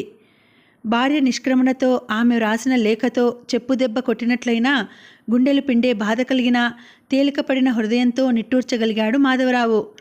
శారీరకంగా బాగానే ఉన్న మానసిక వ్యధతో, నిస్తబ్దతతో బాధపడుతున్న అతడు పూర్వంలాగా మిల్లు వ్యవహారాలు సరిచూడలేకపోయాడు. మిల్లు కట్టిపెట్టి వచ్చి తల్లి సలహా ప్రకారం ప్రాయశ్చిత్తం చేయించుకొని స్వగ్రామంలోనే ఉంటున్నాడు. సంసారం బాగా సామాన్య స్థితికి జారిపోయింది. కోడలి నిష్క్రమణతో తల్లి కుమారుల మధ్య దూరం తగ్గిపోయింది. తిరిగి గృహ వాతావరణం పూర్వం మాదిరి ఉన్నా ఎవరి మటుకు వారు ఏదో మార్పును గుర్తింపకపోలేదు. కుమారుడు బుద్ధిగా ఇంటి పట్టున ఉంటూ వేళకు తింటూ తిరగడం చూసిన తల్లి, ఈ బుద్ధి ఆనాడే ఉంటే నీ చెల్లెలి జీవితం ఇలా తగలడకపోను కదా అని నిట్టూర్చింది. కానీ తన కూతురి వంటిదే అయిన స్త్రీ బ్రతుకు కుమిలిపోతోందనే సంగతి ఆమెకు తోచలేదు. మాధవరావును క్రమంగా కనిపించని బాధ ఆవహించి దహించవేయసాగింది. చెల్లెల్ని పలుకరించడం మానివేశాడు. ఆమె తనకై తాను మాట్లాడవచ్చినా పూర్వం వలె ఆప్యాయంగా మాట్లాడడం లేదు. అత్యవసరమైతే కానీ ఇల్లు కదిలి బయటకు పోవడం లేదు. వీధిలో ఆడుకునే పిల్లలను చూస్తూ కిటికీ దగ్గరే రోజులో చాలా భాగం గడిపివేస్తున్నాడు. ఆ పిల్లలను చూస్తుంటే శిరీష్ జ్ఞాపకం వస్తాడు. వాడి ఆటపాటలు గుర్తుకు తెచ్చుకు బాధపడుతున్నాడు. ఈ పాటికి ప్రాకుతున్నాడేమో. ఆఫీస్కు వెళ్తున్నా ఎత్తుకోమని చేతులు చాపి ఏడ్చేవాడు. ఏం చేస్తున్నాడో, నన్ను వదిలిపెట్టి ఎలా ఉన్నాడో. నిద్ర మంచం మీద నుండి లేచినది మొదలు తిరిగి నిద్ర పట్టే వరకు సరోజే గుర్తుకు వస్తోంది. తన కూడా తిరుగుతూ పలకరిస్తున్నట్లే ఉంటుంది. ఎంత అనుకువగా ఉండేది. తాను ఎన్ని తిట్టినా మాట్లాడకుండా ఎలా సహించిందో కదా. జాలిగా ఉండే ఆ కళ్ళు, చిరునవ్వు చిందులాడే ఆ అందమైన వదనమే కనిపిస్తాయి. కనులు మూసినా తెరిచినా నీరు త్రాగబోతే ఆ గ్లాసులో భోజనం చేస్తుంటే ఆ పళ్ళెంలో సరోజ ప్రతిబింబమే నాట్యమాడుతుంది. ఇహ ఆ తిండి నోటికెలా పోతుంది? సరు, నిన్ను అన్యాయం చేశాను సరు, అసమర్థుడిని సరు అని కుమిలి కుమిలి ఏడుస్తాడు. ఏం లాభం? మనుష్యులు చెంత ఉన్నప్పుడు మమతలు మరుగుపడతాయి. మార్గాలు మారినాక మనసు మరులుగొన్నది. ఆనాడు నరక చతుర్దశి, తెల్లవారితే దీపావళి పండుగ. ఇంటింటా ఆనందం వెల్లివిరుస్తున్నది. ఇరుగు పొరుగులందరి ఇళ్లల్లోనూ ఆ సందడిని తిలికించిన మాధవరావుకు గడిచిన దీపావళిని తాను సరోజ ఎంత సంతోషంగా జరుపుకున్నారో జ్ఞప్తికి వచ్చింది. టపాకాయలు మీద ప్రేల్చనా అని నవ్వుతున్న కొంటెముఖం కళ్ళెదుట కట్టినట్టయింది. సరోజతో పరిచయం, స్నేహం, వివాహం, సంసారం ఒక్కొక్క సంఘటనే మనోఫలకంపై చలనచిత్రంలా కదిలిపోతుంటే టపా బంట్రోతు ఉత్తరం తెచ్చి ఇచ్చాడు. సరోజ దస్తూరిని గుర్తుపట్టి భయ సంభ్రమాశ్చర్యాలతో త్వరగా విప్పి చదువుకోసాగాడు. శ్రీ మాధవరావు గారికి, ఈ లేఖ మీ చేతిలోనే పడాలని 1000 దేవుళ్లకు మ్రొక్కుకుంటూ వ్రాస్తున్నాను. బహుశా ఇప్పుడు మీ మనసు గడిచిన పీడకలలన్నింటినీ మరిచిపోయి ప్రశాంతంగా ఉందేమో. తిరిగి నేను అవన్నీ గుర్తుకు తెస్తున్నట్టున్నాను. మరి ఏం చేయను రాయక? హృదయపూర్వకంగా క్షమిస్తారు కదూ. మీ క్షేమ సమాచారాలు ఎప్పటికప్పుడు తెలుసుకుంటూనే ఉన్నాను. ఎక్కడో ఉన్న మీ క్షేమవార్త, ఇక్కడున్న శిరీష్ చిరునవ్వు, ఇవే నా నిరర్థక ఎడారి జీవితంలో ఆనందాన్ని కలుగజేసే మధుర శీతల జలాలు. మా నాన్నగారు మన కలహ కారణం విని నవ్వి ఊరుకున్నారు. కాలక్రమాన అవే సర్దుకుంటాయని ధైర్యం చెప్తున్నారు. అయినా పరిస్థితులు నన్ను ధైర్యంగా ఉండనీయడం లేదు. శిరీష్ ఆనాటికానాడు చిక్కిపోతున్నాడు. మీకోసం బెంగ పెట్టుకున్నాడు. నిత్యం నాన్న నాన్న అనే కలవరింపులు. ఒక్కసారి మిమ్మల్ని చూస్తేనే కానీ బ్రతికేటట్టు లేడు. పసిబిడ్డలు చాలా సున్నిత హృదయులు. నాకు మతిపోతోంది. నాపై దయ ఉంచి వెంటనే ఒక్కసారి ఇక్కడికి రండి. నాకు పుత్రభిక్ష పెట్టండి. నా జీవితానికి ఏకైక జ్యోతి అయినా ఈ బిడ్డ కూడా లేకుంటే నేను జీవించలేను. నాపై కోపం ఆ అమాయక ప్రాణిపై చూపి ఆ పసిపాపను ఆహుతి చేయకండి. నాన్న నాన్న అంటూ మీకై 1000 కళ్ళతో నిరీక్షిస్తున్నాడు. నా కోసం కాకపోయినా శిరీష్పై గల ప్రేమతోనైనా తప్పక వస్తారని ఆశిస్తున్నా. సరోజ. అందలి ప్రతి అక్షరంలోనూ శిరీష్ అమాయక వదనమే దోబూచులాడి మనస్సును కదిలించివేయగా పొంగి వస్తున్న అశ్రు ప్రవాహాన్ని ఆపుకొనలేకపోయాడు మాధవ్. రోగగ్రస్తమై పడి ఉన్న ఆ సంతానం చెంత ఒక్క క్షణంలో రెక్కలు కట్టుకు వాలాలనిపించింది. కానీ ఈ ఇనుప శృంఖలాల బారి నుండి విముక్తి పొందేదిలాగా? ఒక ప్రక్క భార్య దీనవదనం, ఎదుట పుత్రుని అమాయక ముఖం, మరొక వంక తల్లి తీక్షణ మోము. ఎవరిని కాదని ఎవరిని సంతృప్తిపరచాలి? భగవాన్, పగవాడికైనా వద్దురా బాబు ఇటువంటి క్లిష్ట పరిస్థితి. భోజనానికి రా అన్నయ్య అన్నది చెల్లెలు వచ్చి. వద్దమ్మా అన్నాడు. కారణం అడగలేక వెళ్ళలేక వెళ్ళింది. మరికొంతసేపటికి తల్లి వచ్చి పిలిచింది. తలనొప్పి, వద్దు అన్నాడు మాధవ్. ఏదైనా మందు వేసుకో అని సలహా ఇస్తూ వెళ్ళిపోయింది. అంతే, ఏదో బ్రతికి ఉన్న పాపానికి తినడం, తిన్న పాపానికి బ్రతకడం అన్నట్లుందా ఇంట్లో వ్యక్తుల సంగతి. జీవితంలో ఆశించిన సుఖాలనందుకోలేక యవనప్రాయంలోనే విరాగిని అయిన వారొకరు స్వర్గసీమలలో విహరిస్తూ అమాంతంగా నరకంలోకి జారిపోయి బరువు బ్రతుకు మోస్తున్న వారొకరు. ఇహలోకంలో తాను సుఖపడక ఒకరిని సుఖంచనయ్యక ఉన్నదో లేదో తెలియని పరలోకం కొరకు ప్రాకులాడే ఛాందసురాలు మరొకరు. ఒకరిపై ఒకరికి అనురాగం కానీ, జీవితంపై శ్రద్ధ కానీ, సౌఖ్యంపై ఆపేక్ష కానీ లేవు. సాయంత్రం దగ్గరకు వచ్చి ఏదో చెప్పబోయి చెప్పలేక బాధపడుతున్న చెల్లెల్ని చూడగానే మాధవ్కి దుఃఖం పెల్లుబికింది. ఇద్దరి జీవితాలు ఒకలాగే నాశనమైపోయాయమ్మా అంటూ ఆమెను అక్కున చేర్చుకుని కన్నీరు కురిపించాడు. లేదన్నయ్యా, నువ్వు భ్రమపడుతున్నావు. ప్రయత్నించితే ఎప్పుడూ సుఖపడే మార్గం ఉంటుంది. ఛాందసుల అభిప్రాయాలకు లొంగిపోతేనే దుఃఖాలు. ఇది నేను తెలుసుకున్న సత్యం అంటూనే మాలతి చటుక్కున వంగి అన్నకు పాదాభివందనం చేసి వెళ్ళిపోయింది. నేనొక మంచి పని చేయబోతున్నానన్నయ్యా అంటూ. ఆమె చేష్టకు అర్థమేమిటో గ్రహించలేకపోయాడు మాధవ్. కొలదిసేపటికి తల్లి వచ్చి, ఏమిటి అదోలా ఉన్నావు, ఎంచేత అని ప్రశ్నించింది కుమారుని పరీక్షగా చూస్తూ. కుమారుడు మౌనం పాటించాడు. విషయం ఆమెకు చెప్తే మాత్రం ప్రయోజనమేముంది? స్నానం చేసి రమ్మంటుంది. ఆ కులభ్రష్టురాలి వద్ద నుండి వచ్చిన కాగితం తాకినందువల్ల అంటుకున్న పాపం దులుపుకోవడానికి. అతడిని నకసిక పర్యంతం పరీక్షగా చూస్తూ అన్నది స్వర్ణమంజరిదేవి. ఎన్నాళ్ళు కూర్చుంటావిలాగా? అప్రయోజకపు ఆడదాని మళ్ళే ఎందుకా కులపాంసకురాలి కోసం అంత బెంగ? అంతకు మించిన అందగత్యం తీసుకొస్తాను చూడు అంటూ దూకుడుగా మాట్లాడేసి నిష్క్రమించింది. అమ్మ ధోరణే ఇంత అనుకుంటూ పక్క మీద వాలాడు. ఆలోచనలు భార్యాబిడ్డల చుట్టూ తిరుగుతుండగా నాన్నా, సరోజ పిలుపు విని బైబిల్ చదువుకుంటున్న విలియమ్స్ తల ఎత్తాడు. ఏమిటమ్మా, ఇవాళ శిరీష్కు ఎలా ఉన్నది అని అడిగాడు ఆమె తల నిమురుతూ. నాన్నా, ఒక్కసారిగా అతన్ని చుట్టివేసి బావురుమన్నది సరోజ. శిరీష్ బ్రతికేటట్టు లేడు నాన్నా. ఏం చేయగలం తల్లి, మన అదృష్టం ఎలా ఉన్నదో. ఏడ్చి ఏం సాధించగలం చెప్పు? ఏడ్పు మాని విలియమ్స్ వదనంలోకి సూటిగా చూస్తూ అడిగింది సరోజ. అంతేనా నాన్న? అదృష్టానికి దురదృష్టానికి వదిలేసి మనం ఇలా చూస్తూ ఊరుకోవాల్సిందేనా? పిచ్చి తల్లి, మానవమాతృలందరం చేస్తున్న పనే అది కదా. అంతకు మించి ఏం చేయగలం? అయితే రేపటి నుంచి డాక్టర్ను కూడా రావద్దని చెప్పండి అంటూ వెనుతిరిగింది. ఆమె వెంటే అనుసరించి వెళ్ళి శిరీష్ ఉన్న శయ్యపై తల ఆనించి రోదిస్తున్న ఆమె తలపై చేయి వేస్తూ అడిగాడు విలియమ్స్. ఏమిటమ్మా సరు, ఎన్నడూ లేనంత చికాకుగా ఉన్నావు ఈవేళ నువ్వు? నీ బిడ్డకు నేను వైద్యం కూడా చేయించలేనా తల్లి? ఎందుకు నాన్న వైద్యం? అశ్రుధారలు ప్రవహిస్తున్న వదనాన్ని ఎత్తి అడిగింది. మన అదృష్టం ఎలా ఉంటుందో అలాగవుతుంది. మధ్యన డాక్టర్ ఏం చేయగలడు? జాలిగా మందహాసం చేస్తూ అన్నాడు విలియమ్స్. నీకు చాలా కోపంగా ఉన్నట్టుంది బిడ్డ నాపైన. సరోజ శోకవేగం హెచ్చింది. కోపం కాదు, బాధ. ఈ కడుపు బాధ ఏమని వర్ణించను? కేవలం అదృష్టం మీద వదిలేయకుండా మీ ప్రయత్నం మిమ్మల్ని చేయమంటున్నాను. అదృష్టాన్నే కేవలం నమ్మేవారైతే ఆ రోజున నా అదృష్ట దురదృష్టాలకు నన్ను వదిలివేయకుండా తల్లి తండ్రి లేని దిక్కులేని దాన్ని ఎందుకు చేరదీసి పెంచారు? ఆమె బాధనంతను ప్రస్ఫుటం చేస్తున్న ఆ మాటలను వింటూ జాలిగా నిట్టూర్చాడు విలియమ్స్. మన చేతిలో ఉన్న ప్రయత్నం మనం చేస్తాం, కానీ పరాధీనమైన విషయంలో ఎంతకని ప్రయత్నం చేయడం తల్లి? నువ్వే చెప్పు. భార్యాభర్తల మధ్య కలతలు రాకుండా ఉండాలే కానీ వస్తే అవి ఒక పట్టాన పోవు. అందున ఇతరుల ప్రమేయం అధికారం చేస్తుంటే ఇక నా బోటి వాళ్ల ప్రయత్నాలేం పనిచేస్తాయి? శ్రేయోభిలాషులమై ఏమి చెప్పబోయినా అది స్వార్థంగానే కనపడుతుంది అవతలి వారికి. ఏవో నాన్న, నాకదంతా తెలియదు. ఆ ఇతరులకే, మా అత్తగారికే మీరొక జాబు రాయండి. ఏ దైవమైనా ఆమె మనస్సు కరిగింపచేయవచ్చు. తండ్రిని చూడనిదే శిరీష్ దక్కడు. శిరీషే లేకుంటే ఇక నేను ఉండను నాన్న. వాడు లేనిదే నేను బ్రతకను. ఒక్కసారిగా గొల్లుమన్నది సరోజ రోగగ్రస్తుడే పడి ఉన్న బిడ్డను చూసుకుంటూ.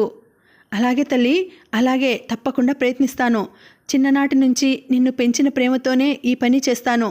భవబంధాలను వదిలించుకోవాలనుకున్నా బలంగా పెనవేసుకుపోయిన ఈ పాసాలు వదలవని ఇప్పుడే తెలుసుకున్నాను.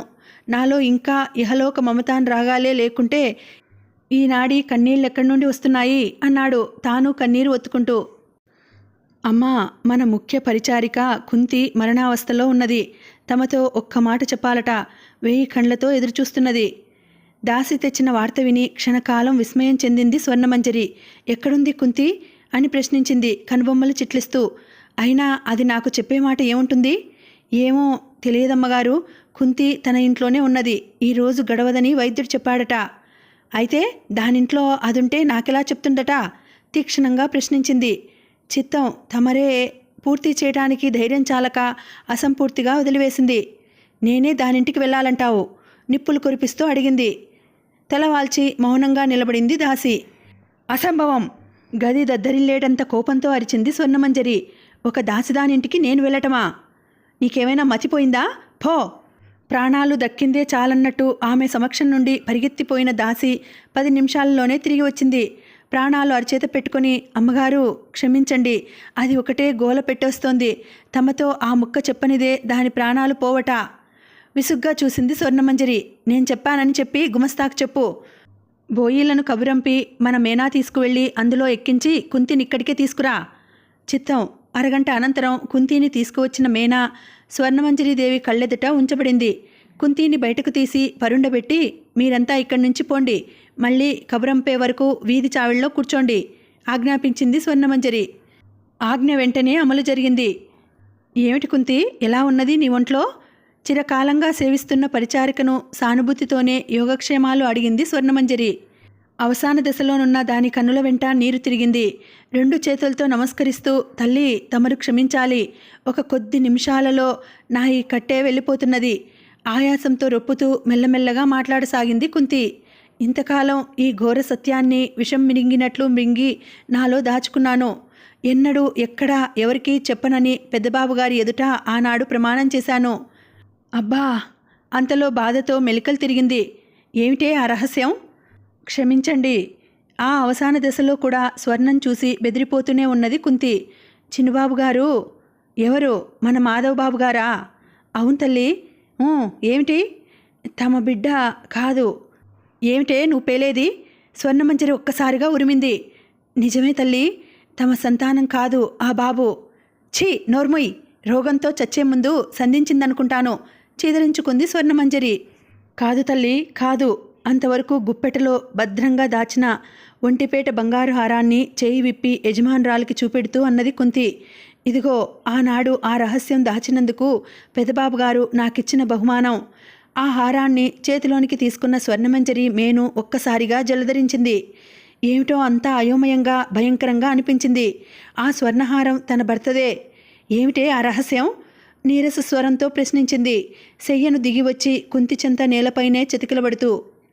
ఓర్పుగా వినండి తల్లి, ఆనాడు ముందు మీకు పుట్టిన అందరి బిడ్డల మాదిరిగానే ఆ శిశువు పుట్టాడు. బలహీనంగా, మరికొద్దిసేపటికే మరణం తథ్యమనే విషయాన్ని స్పష్టం చేస్తూ. తర్వాత ఆ బిడ్డ మేము ఎన్ని ప్రయత్నాలు చేసినా ఏడవలేదు. అప్పటికే అవసాన దశలో ఉన్నాడు. కానీ త్వరగా చెప్పు. తిరిగి నేను భోజనం స్నానం చేసుకుని వచ్చేసరికి బలమైన అందమైన బిడ్డ ఉన్నాడు ఊయలలో. కుంతి! అవును తల్లి, ఆవేశపడకండి, బాగా గుర్తు చేసుకోండి. ఆ రోజున ఆ మాటే నేను పైకి అనబోయాను. కానీ అక్కడే ఉన్న అయ్యగారు నన్ను గదిమి పూజగదిని శుభ్రం చేయమన్నారు. అవును, నీరసంగా అంగీకరించింది స్వర్ణ ఆనాటి సంఘటనను మననం చేసుకుంటూ. అదేమిటి, బాబును ఎక్కడికి తీసుకువెళ్లారు అని తాను ప్రశ్నించిన దానికి, ఈ బిడ్డనైనా బ్రతికించమని నా ఆరాధ్య దైవానికి చూపి వేడుకున్నాను స్వర్ణ అన్నాడు భర్త. పురిటి బిడ్డను పూజాగృహంలోనికి తీసుకువెళ్ళి అపవిత్రం చేశారా? తన ప్రశ్న. చిరునవ్వుతో అన్నాడు భర్త. ఈ ఆచార అనాచారాలు మనం సృష్టించుకున్నవి, కానీ దైవానికి లేవు. పసిపాపలు పరమాత్మతో సమానమని నీకు తెలియదా? కాదు, తన అడ్డు సవాలు అది. కుంతి, పూజామందిరాన్ని బాగా కడిగి శుభ్రం చేసిరా, తన ఆజ్ఞ అది. చిత్తం. పోబోతున్న కుంతి క్యార్మంటూ తన పక్కలో ఏడుస్తున్న బిడ్డను చూసి శయ్య దగ్గరకు ఆనందంగా పరిగెత్తుకు వచ్చింది. చంటిబాబు ఏడుస్తున్నారే అంటూ బిడ్డను చూస్తూనే సందేహంగా ఏమో అనబోతున్న కుంతిని మధుసూదన్ రావు అసహజ స్వరంతో వారించాడు. పోయి చెప్పిన పని చేయి. ముందు బిడ్డను లాలించడానికి, అమ్మగారిని చూసుకోవటానికి మరో దాదిని పంపించు అంటూ కుంతిని అక్కడి నుండి పంపేశారు. గుర్తు వచ్చిందా అమ్మగారు? ఆనాటి సంఘటనను తలుచుకుంటూ కంపించిపోతున్న స్వర్ణమంజరి కుంతి ప్రశ్న విని ఈ లోకంలోనికి వచ్చింది. బరువుగా మూలిగింది స్వర్ణ. ఆ తర్వాత అసలేం జరిగిందంటావు? ఏమో తల్లి, ఏం జరిగిందో వివరం నాకు తెలియదు.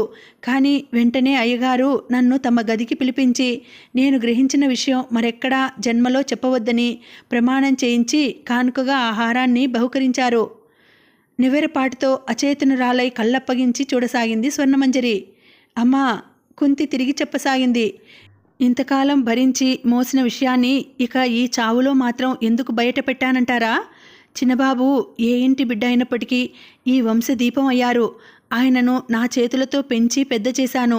కానీ ఇప్పుడు ఆయన బ్రతుకు చూస్తుంటే నాకు ఎంతో బాధగా ఉన్నది.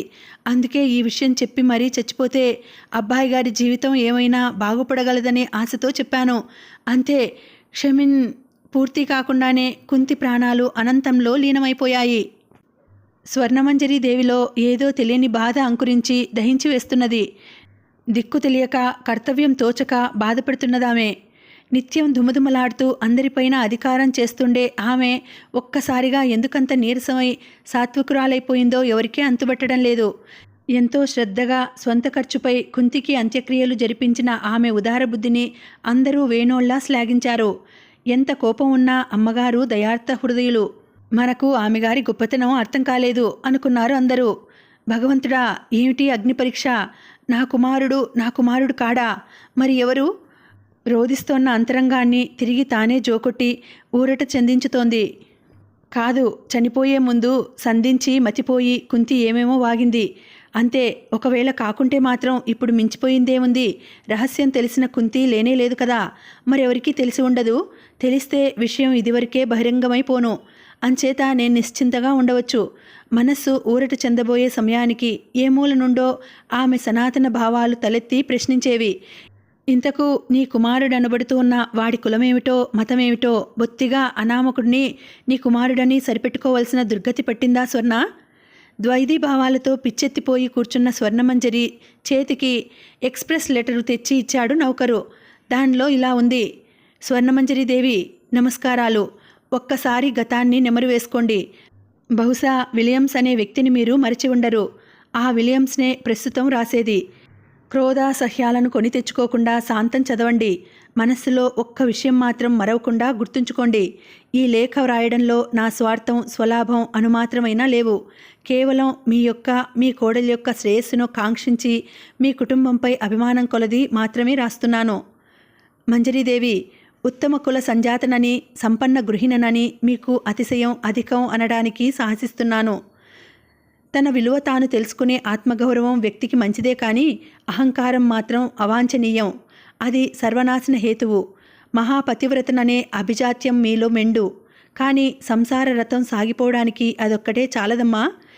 ఎదుటి వ్యక్తిని అర్థం చేసుకుని పరిస్థితులకు అనుగుణంగా సమన్వయం సాధించి సంయమనం ఏర్పరిచి తన పరవేష్టిత బృందమందరికీ సంతసం కలిగించి తాను సంతోషం పొందడం వివేక లక్షణం. నేను ఇంతగా వ్రాయడానికి కారణం ఇతరుల పట్ల, ముఖ్యంగా మీ కోడలి పట్ల మీ ప్రవర్తనే. మీ కోడలు మీ జాతి మతాలకు చెందినదే అయినా కేవలం అన్య మతస్థుల ఇండ్లలో పెరిగినందుకే మీరు ఆమెని నిరసించి కోడలిగా స్వీకరింపలేకున్నారు. కానీ ఇతరుల జాతి కులమతాలను పృష్ఠ చేయగల అర్హత మీకున్నదా అని ప్రశ్నిస్తున్నాను. ఈ ప్రశ్నకు సమాధానం కూడా మీకు తెలియదు. తెలుసుకోవడానికి మీ భర్తగారి గదిలో ఒక పెద్ద ఇనుప్పెట్టె ఉండేది. ప్రస్తుతంలో కూడా అది అక్కడనే ఉన్నదనుకుంటాను. ఆ పెట్టెను ఆ స్థానం నుండి తొలగించి అక్కడి నేలను జాగ్రత్తగా త్రవి చూడండి. మీకొక నూతన విషయం తెలుస్తుంది. అటు తర్వాతనైనా మీ హృదయంలో పరివర్తన వస్తుందో, మరింత పాషాండులైపోతారో దైవేష్ట. జీవిత కాలంలో ఏనాడు బయట పెట్టనని నేను మధుసూదన్ రావు గారికి కూడా చేసిన ప్రతిజ్ఞను కేవలం ఈనాడు మీ శ్రేయస్సు కోరే వెల్లడించవలసి వచ్చింది. ఇది అపరాధమనుకోను. ఒకవేళ పొరపాటే అయితే అందులకు ఇహలోకంలోని మీరు, పరలోకంలోని రావుగారు కూడా నన్ను మనసా క్షమిస్తారని అనుకుంటున్నాను. జాగ్రత్త. ఆ ప్రదేశాన్ని త్రవ్వి చూసే సమయంలో పరులెవరూ చెంత ఉండరాదు. సెలవు. విలియమ్స్. రహస్యమా? ఏమిటా రహస్యం? వెర్రెత్తిపోయింది స్వర్ణమంజరి. భర్త మరణానంతరం మూయబడిన ఆ గదిని ఇంతకాలానికి తెరిపించింది స్వర్ణమంజరి. నౌకర్లు ఆశ్చర్యపోయారు. భర్తపై ఎంత క్రోధమో, అతడు నివసించిన ఆ గదిపై కూడా అంత కినుక ఆమెకు. ఈ ఇనుప పెట్టె, బీరువా ఆ గోడవారకు జరిపి గదిని శుభ్రంగా దులిపి కడిగి శుభ్రపరచండి అన్నది దాసీలతో. చదువుగల దాసి ఒకతే ధైర్యం చేసి అడిగింది, అమ్మగారు, ఇప్పుడు ఈ గది అవసరమేమిటి? ఒక్క క్షణం ఆలోచించి అన్నది స్వర్ణమంజరి. నా భర్తగారి చర్మ జీవితం ఈ గదిలోనే గడిచిపోయింది. నాకు ఇక శేష జీవితం ఇందులోనే గడపాలని ఉన్నది. అమ్మగారు మహాపతివ్రత. దాసీలందరూ తమలో తాము భక్తి శ్రద్ధలతో చెప్పుకున్నారు. అర్ధరాత్రి అందరూ నిద్రించిన పిమ్మట ఆ గదిలో చేరి తలుపులు బిగించుకున్నది. విలియం సూచించిన నేలను త్రవ్వుతుంటే ఎన్నడూ పనిచేసి ఎరుగని ఆమె హస్తాలు దేహము విపరీతంగా అలసిపోయాయి. స్నానం చేసినట్లు కారిపోసాగాయి శ్వేతబిందువులు. అయినా మనసులోని పట్టుదల ఆమెను అలసట దరిచేరనీయలేదు. అరగంట సేపు త్రవ్వగా గుణపానికి ఏదో కంగున తగిలినట్లయింది. గుండె గుబిల్లుమన్నది స్వర్ణమంజరికి. జాగ్రత్తగా చూస్తూ మెల్లగా మరొక 20 నిమిషాలు త్రవ్విన అనంతరం ఒక 2 చదరపు అడుగుల వైశాల్యం గల ఒక పెట్టె దొరికింది. గుణపం ప్రక్కన పెట్టి పెట్టెను కొద్ది శ్రమతో పైకి తీసింది. కానీ అది విప్పి చూడడానికి ఆమెకు ధైర్యం చాలలేదు. త్రవ్వినప్పుడు కంటే అధికంగా మేను చెమటతో తడిసిపోసాగింది. సరే, ఇంతవరకు వచ్చిన తర్వాత ఇంకా సందేహం దేనికి? కొలదిసేపటికి తనకు తానే ధైర్యం చెప్పుకొని ఆ పెట్టె తాళాన్ని పగులగొట్టి తెరిచింది. అందులో మరొక చిన్న అందమైన నగిషి దంతపు పెట్టె. ఆశ్చర్యాన్ని అణుచుకుంటూ దానిని కూడా తెరిచిన స్వర్ణమంజరి నేత్రాలు విపరీతంగా చలించాయి. స్వర్గీయుడైన మధుసూదన్ రావు డైరీలు 3 ఉన్నాయి అందులో అంత భద్రంగా దాచవలసిన అవసరం ఏం కలిగిందో తెలియక తిరగవేయసాగింది. మరీ పాతవి, 1942-43లలో పుస్తకాలవి. శ్రద్ధగా ఒక్కొక్క పేజీయే తిరగవేస్తున్న స్వర్ణమంజరికి అది కథో నిజమో తెలియలేదు. సర్వప్రపంచం గిరగిరా తిరగసాగింది. 1942 జనవరి 7 రాత్రి 7 గంటలకు స్వర్ణ మగపిల్లవాడిని ప్రసవించింది. నేను భయపడినంతా అయింది. ఇదివరకు పుట్టిన సంతానం అందరూ మరణించే భూమిపై పడ్డారు. కానీ ఈసారి శిశువు ప్రాణాలతో జన్మించాడని దాది చెప్తే పొంగిపోయాను. డాక్టర్కు ఆ సంతోషంలో 100 రూపాయలు బహుకరించాను. కానీ దైవం నన్ను పరిహసించాడు. బిడ్డను కనులారా చూసుకు సంతోషించుదామని వెళ్ళిన నా గతి, అబ్బా, పగవాడికి కూడా వద్దు. శిశువు అప్పటికే మృతుడై ఉన్నాడు. ఇంకా ఎవరూ గమనించలేదు. స్వర్ణమంజరి స్పృహ లేకుండా పడి ఉన్నది. నేను దారి తోచక తల్లడిల్లిపోయాను. అసలే నీరసంగా ఉన్న స్వర్ణ ఈసారి కూడా సంతానం దక్కలేదన్న సత్యాన్ని గుర్తించితే మరి బ్రతకదు. అందుకే నా స్వర్ణ ప్రాణాల కోసం చేయరాని పని చేశాను. నా ఆప్తమిత్రుడు విలియమ్స్కు అంతకు ముందు రోజుననే పుట్టిన కుమారుణ్ణి తెచ్చి స్వర్ణ పక్కలో ఉంచి మృత శిశువును విలియమ్స్కు ఇచ్చాను. విలియమ్స్, వినోలియాలు మానవమాత్రులు కారు, దేవతలు. జన్మ జన్మలకు వారికి నేను రుణపడి ఉంటాను. జనవరి 8 నాకు విలియమ్స్ దంపతులకు మినహా మరెవరికీ తెలియదనుకున్న రహస్యాన్ని దాది, కుంతి, డాక్టర్ పారిజాతం కనిపెట్టారు. అయితే ఎవరి బిడ్డడో మాత్రం వాళ్లకు తెలియదు. కుంతి చిన్ననాటి నుండి ఈ ఇంటిని వదలకుండా ఉన్న పరిచారిక, పర్వాలేదు. అయినా ఎక్కడా రహస్యం వెల్లడించవద్దని బంగారు గొలుసు బహూకరించాను. కానీ డాక్టర్ విషయమే అనుమానంగా ఉన్నది. నా పెళ్లినాటి ఉంగరాన్ని, స్వర్ణ స్వయంగా నా వ్రేలికి తొడిగిన ఉంగరాన్ని లంచంగా కోరింది. గత్యంతరం లేక ఇచ్చాను.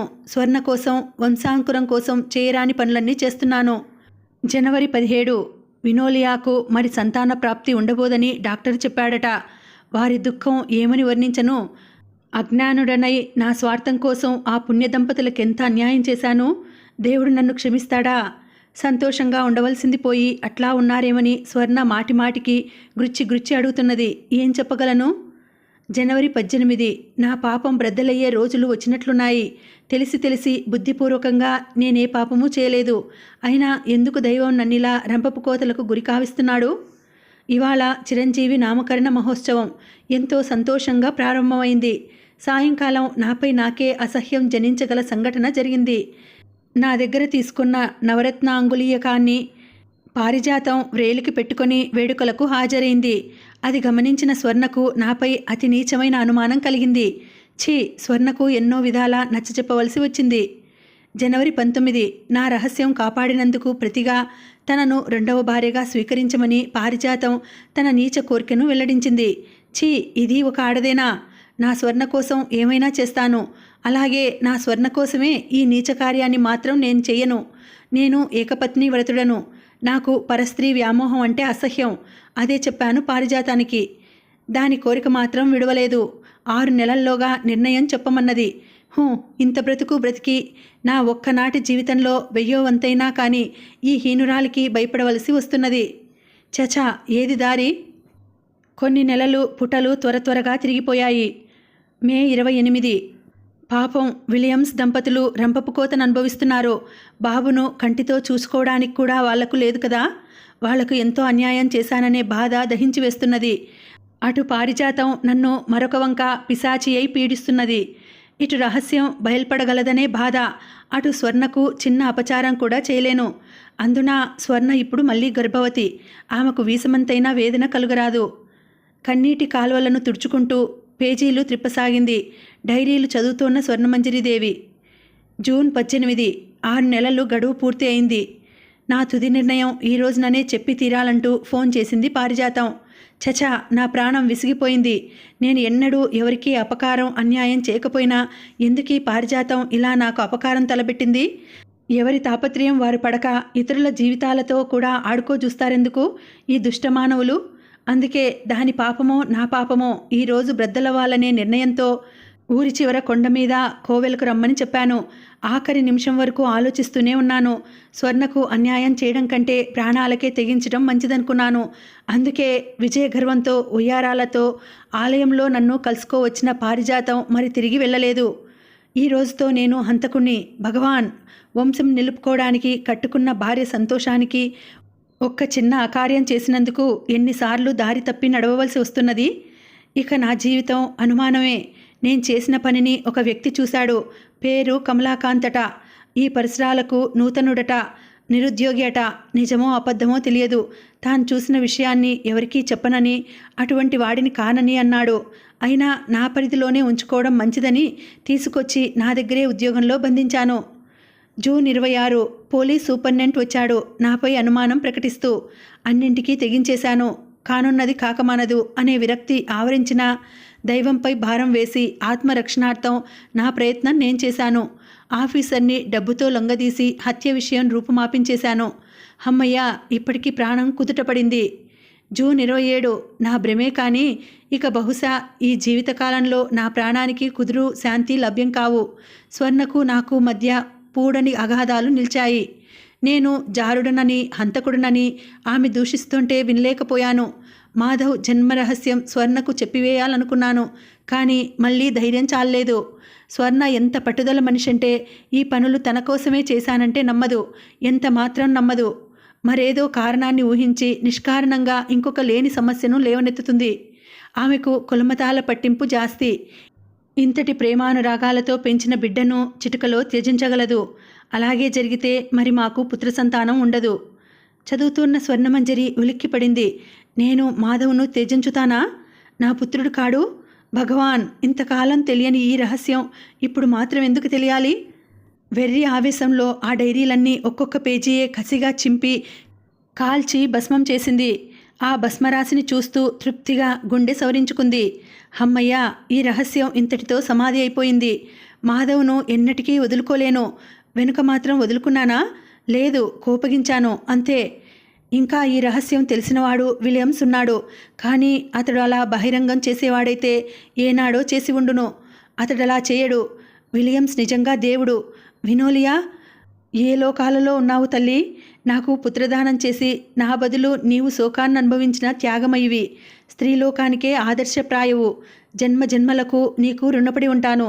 భర్త కోసం త్యాగం చేయగల స్త్రీ, భర్తను సంతోషపెట్టగల స్త్రీ స్త్రీ కానీ ఛీ, నేను ఒక స్త్రీనేనా? ఎందుకు నా బ్రతుకు?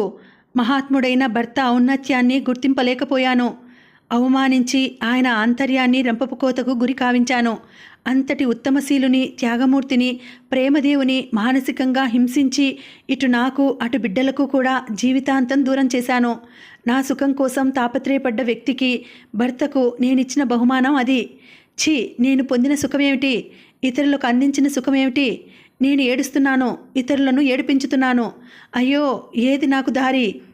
శోకించి శోకించి తనకు తానే ఊరడిల్లి సెయ్యచేరిన స్వర్ణమంజరికి మాలతి మంచం ఖాళీగా విక్కరిస్తూ కనిపించింది. ఇల్లంతా చూసింది. లేదు, బల్లపై ఉత్తరం. అమ్మా, క్షమించు. అన్నయ్య ఎలాగూ క్షమిస్తాడో నాకు తెలుసు. యువతరం వాళ్ళం. మా భావాలు వేరు, మా ఆశలు వేరు. మా సాహసాలు కూడా ప్రత్యేకమైనవే. కష్టాలు తొలగించుకొని ఆనందంగా జీవించాలని నా కోరిక. కష్టం కలగడం కర్మే, కానీ తొలగించుకోవడానికి ప్రయత్నం కావాలి. నువ్వు మాత్రం కష్టాలకు కష్టాలు అధికం చేస్తున్నావు. దానిని అన్నయ్య భరించినట్టు నేను భరించలేను. భర్త ఉండగానే లేనట్టు బ్రతికిన నీకు పెండ్లి అయినా భర్త సంసారం అంటే ఏమిటో తెలియకుండానే వైధవ్యం పొందిన నా బాధ అర్థం కాదు. అసలు నీవు ఆ దిక్కుమాలిన పెళ్లి చేసినప్పుడే నాలో సాహసం కలగనందుకు చింతిస్తున్నాను. నాకు నచ్చిన యువకుడు మన క్రొత్త మేనేజర్ కాంతారావుతో దైవ సన్నిధిలో నేను మళ్ళీ వివాహం చేసుకున్నాను. అతడి జాతి, కులం వగైరాలు నాకు అనవసరం కనుక నీకు కూడా చెప్పలేదు. కానీ నీవు క్షమించగలిగితే త్వరలోనే సుమంగలిగా భర్తగారితో కలిసి నీ దర్శనం చేసుకుంటాను. నీ ఆశీర్వాదములు కోరుతూ కుమార్తె మాలతి. ఎంత పని చేశావు మాలతి? కొయ్యబారిపోయింది స్వర్ణమంజరి. కింకర్తవ్య మూడయ్యి నిలచిన ఆమెకు తెలియకుండా నవ్వు పెదవులపై నిలిచింది. ఎంతో జాగ్రత్తగా అన్నీ చూసుకుంటున్నాననుకున్న తనను ఒక్కసారిగా గుడ్డిదానం చేసి జారిపోయింది మాలతి. ఆ కాంతారావుతో ఎప్పుడు స్నేహం చేసిందో, ఇద్దరూ ఎక్కడ కలుసుకుని మాట్లాడుకునేవారో ఇసుమంతైనా తాను కానలేకపోయింది. ఇంతటి కట్టుదిట్టాలు గల ఉన్నత కుటుంబంలో పుట్టి పెరిగిన మాలతి ప్రవర్తన ఇలా వికటించింది. అగ్రకుల సంజాతనని గర్విస్తూ కులమత సాంప్రదాయ రక్షణకు పూనుకున్న తన జీవితం ఇంత హాస్యాస్పదమైపోయింది. హంతకుడు, జారుడు అనుకున్న తన భర్త అంతటి ఉత్తమశీలి. తన తనుజుడు క్రైస్తవ బిడ్డ. ఇక ఆ క్రైస్తవుల ఇంట పెరిగిన బ్రాహ్మణ సరోజను ఏమనడానికి మాత్రం తాను అర్హురాలు. ఈ మూఢ కులమతాలను బదనికతో పోల్చి త్రోసిపారేసిన ఆ సరోజ విజ్ఞాన వివేకాల ముందు తానేపాటి? ఏ వ్యక్తి వెనుక, ఏ కులం వెనుక, ఏ చేష్ట వెనుక ఏ గాథ దాగి ఉన్నదో ఎవరికెరుక? విమర్శించే అధికారం ఎవరికున్నది గనుక? మనిషి ఔన్నత్యానికి గుణం ప్రధానం కానీ కులం కాదు. ఆలోచనలతో పరిపక్వ జ్ఞానంతో ఊగిపోయింది స్వర్ణమంజరి. భర్త, బిడ్డలు, కోడలు, స్నేహితులు అందరూ ఉత్తములు, గుణవంతులు. అందర్నీ నేనే దూరం చేసుకున్నాను. అయ్యో పాపిష్టిదాన్ని! వెక్కి వెక్కి ఏడ్చింది. టీవీ దర్పాలను విస్మరించిన స్వర్ణమంజరి. కుమార్తె చేయి జారిపోయిందని తెలిసిన తర్వాత కుమారుడు తనవాడు కాదని గుర్తించిన పిమ్మట ఆమె అహంకారం, అణగారి అనురాగం అతిశయించింది.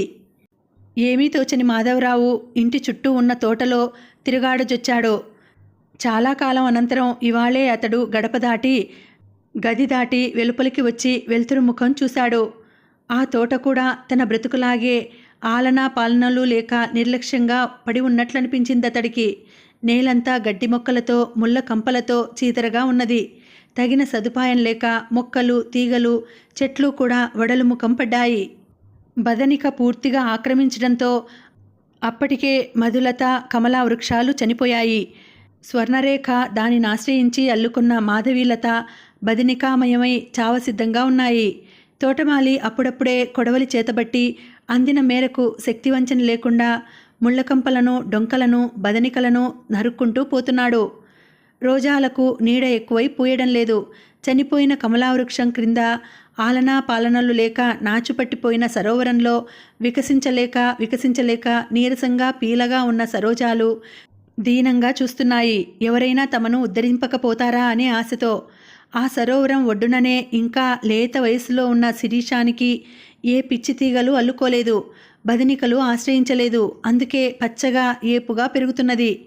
ఈ అన్నింటికీ దూరంగా ఏ లెక్క లేనట్టు ఆరోగ్యంగా పెనవేసుకు పెరుగుతూ విరగబూస్తున్నాయి మాలతి, సూర్యకాంతాలు. ఎండిపోతోన్న రాధామాధవం వాటి దశ ఆశ్చర్యంగా చూస్తున్నది. అన్నింటినీ నిర్లిప్తంగా చూస్తూ కూర్చున్న మాధవరావు ఎక్స్ప్రెస్ జాబు రావడంతో కలవరపడిపోయాడు. తెల్లని కాగితం చుట్టూ నల్లని బోర్డర్ మధ్యన అక్షరాలు దడదడమనే గుండెలతో చదువుతున్నాడు. మాధవ్, రోజా వ్రాసిన ఉత్తరమైనా నీలో చలనం కలిగించలేకపోయిందన్నమాట. నీవు వస్తే నీ శిరీష్ నీకు దక్కి ఉండేవాడు. ఇక శిరీష్కు నీకు గల ఇహలోక సంబంధం శాశ్వతంగా సమసిపోయిందని వ్రాయడానికి చింతిస్తున్నాను. విచారించి లాభం లేదు. ముందు కర్తవ్యం ఆలోచించు. శిరీష్ చనిపోయిన మరుక్షణం నుండి సరోజ పిచ్చిదైపోయింది. మనం కని విని ఎరుగని పిచ్చితనం అది. డాక్టరు సీరియస్ కేసు అంటున్నాడు. నీలో ఏ మూలనైనా ఏ మాత్రమైనా మానవత్వం అనేది మిగిలి ఉంటే అది ప్రదర్శించుకోవలసిన సమయం ఇది. ఏనాటికైనా నీవే మారగలవని ఆశించి నేను జోక్యం కలిగించుకోకుండా ఉపేక్షిస్తూ వచ్చాను. కానీ పొరబడ్డాను.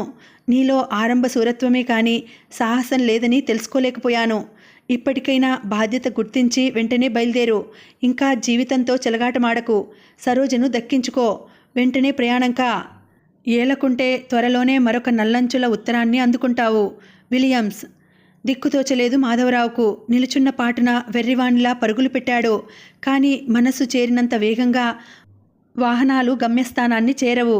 అతడు గమ్యం చేరేసరికి సమయం మించిపోయింది. భర్తకు ఆహ్వానమియ్యడానికి సరోజ శవం ఎదురు వచ్చింది. శవవాహనాలకు కొద్ది ఎడంగా నడుస్తున్న విలియమ్స్ సరు అని పిచ్చిగా అరిచి ఏడుస్తున్న మాధవరావును పొదివి పట్టుకున్నాడు. ఏడ్చి ప్రయోజనం లేదు మాధవ్. చేతిలో ఉన్నంతకాలం ఉపేక్షించి చేయిజారిన పిమ్మట ఏడవడం మూర్ఖుల లక్షణం. కేకలతో మొత్తుకోళ్లతో విచారాన్ని వెల్లడించడం మా పద్ధతి కాదు. మన ఆక్రందనలు దూషణ భూషణలు వినిపింపని దూర దూర లోకాలకెగిరిపోయిన ఆ మాతా శిశువుల పవిత్రాత్మలకు అక్కడైనా శాంతి లభించాలని నిండు హృదయంతో దైవాన్ని ప్రార్థించు. ప్రస్తుతం నీవు చేయగల పని అదొక్కటే. కన్న కుమార్తె కంటే ఎక్కువగా ప్రేమించి పెంచిన ఆమె మరణానికి కన్నీరైనా కార్చడం లేదు విలియమ్స్. అందుకు కారణభూతుడైన వానిని కించిత్ మాత్రమైనా నిందించలేదు. సరోజ ఎదలో చిచ్చుపెట్టిన చేతులతోనే ఆమె చితికి నిప్పంటించి ఆకాశానికి ప్రజ్వరిల్లుతున్న ఆ అగ్నిదేవుని నాల్కలను వెర్రిగా చూస్తున్న మాధవ్ హఠాత్తుగా సరూ అని గొంతెత్తి అరుస్తూ ఆ మంటలలోనికి దూకేశాడు. ఏ లోకంలో ఉన్న ఆ పిలుపు ఆ ఇల్లాలికి అందవలసిందే. బాబూ, ఏమిటి? లే లే! తల్లి తట్టి లేపగా నిద్ర మేల్కొన్న మాధవరావుకు కళ్ళు తిరిగిపోయాయి. వెర్రిగా చూడసాగాడు, ఏమీ చెప్పలేక. ఏమిటంతగా అరుస్తున్నావు? పీడకల వచ్చిందా బాబూ? పోనీలే, పీడా పోయింది అన్నది స్వర్ణమంజరీదేవి. పూర్తిగా మెలకువ వచ్చిన మాధవ్ కలలో వృత్తాంతం తలుచుకొని నిలువెల్లా కంపించిపోయాడు. కళ్ళు తిరిగిపోయాయి. మనస్సు పరుగులెట్టింది. హృదయం రోధించింది. మానవత్వం రేకెత్తింది. ఆవేశం అవధులు దాటింది. మరచిన మమతలు మరులు కొన్నాయి. సరూ గాలివానకు తట్టుకోలేని లేత మొక్కలాగా అల్లల్లాడి ఊగిపోయి తూలిపోయాడు అరుస్తూ. బాబూ, ఏమిటది? శాంతించు. తల్లి ఆదుకొని పట్టుకొని ఆపింది పడిపోకుండా. ఆక్రోశిస్తూ రెండు చేతులతో ముఖం కప్పుకొని తన కాళ్ల చెంత కూలిపోయిన మాధవ్ను లేబాబూ అని ప్రేమగా లేవనెత్తింది స్వర్ణమంజరి. ఇన్నాళ్లకు మళ్ళీ ఆ గొంతులో పూర్వపు మార్దవం మాతృప్రేమ తొణికిసలాడాయి. మనమే సంఘాన్ని వెలివేద్దాం, భయపడవద్దు, త్వరగా వెళ్ళి కోడల్ని తీసుకురా బాబూ అన్నది కొడుకు కన్నీటిని ఒత్తుతూ. అమ్మా అరిచాడు మాధవ్ బిగ్గరగా, ఆశ్చర్యానందాలతో మిళితమైన గొంతుతో, కలో నిజమో అర్థం కాని అనుమానంతో. అవును నాయనా, అమ్మనే చెప్తున్నాను. నీకు లేని సుఖం నాకెందుకు? నీకు లేని సంతోషం నాకెక్కడా? నా మూర్ఖత్వాన్ని మర్చిపో. పాత అమ్మను కానిప్పుడు. కోడలు ఉత్తమశీల. త్వరగా పోయి వెంట పెట్టుకు వద్దాం పదా. అమ్మా! మాధవరావు ఆశ్చర్యానికి అవధుల్లేవు. అబ్బా, ఆలస్యం చేయకయ్యా అంటుంటే మనవణ్ణి చూసే వరకు నా మనస్సు నిలవటం లేదు. త్వరగా తీసుకొచ్చేయి. మాలతిని తీసుకొచ్చి నా చేతుల మీదుగా వివాహం చేయాలి. ఈ గృహాన్ని స్వర్గసీమ చేయాలి. పూర్తిగా మారిపోయి అహంకారాన్ని వదిలిన అతి సౌమ్యమూర్తి స్వర్ణమంజరిని చూసి విలియమ్స్ ఆశ్చర్యం పొందాడు. ఎక్కువ మాటలు అనవసరం. నా తప్పిదాన్ని తెలుసుకున్నాను. అందుకే ప్రాయశ్చిత్తంగా నీ క్షమాభిక్ష కోరడానికి వచ్చాను అన్నా. నన్ను క్షమించి నీ కుమారునితో పాటు నీవు కూడా అక్కడికి వచ్చి నాకు సంతోషం కలిగించు. నాకు పుత్రదానాన్ని జ్ఞానదానాన్ని కూడా చేసిన దైవానివి నీవు అంటూ వేడుకొన్న స్వర్ణమంజరి అభ్యర్థనను త్రోసివేయలేకపోయాడు విలియమ్స్. మనుమడిని ఎత్తుకున్న స్వర్ణ ఆనంద పార్వస్యంలో మునిగిపోయింది. సరోజ మాధవులు పునర్దర్శనంతో పొందిన ఆనందం వర్ణనాతీతం. అందరినీ స్వగృహానికి తెచ్చి స్వర్ణమంజరి ఘనంగా పండుగ జరిపింది.